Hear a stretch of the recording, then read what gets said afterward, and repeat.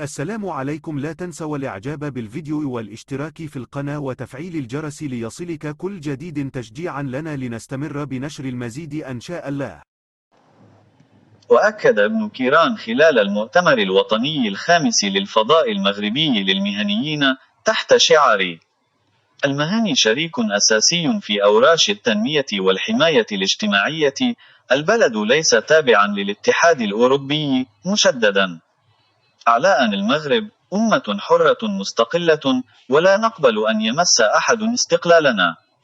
وخاطب الرجل الأول في حزب البيجيدي الأوروبيين اليوم السبت بالقول: سروا تحشموا إلى عندكم شيء وجه، مضيفا قوله: أنتم لم ترعوا حتى والديكم.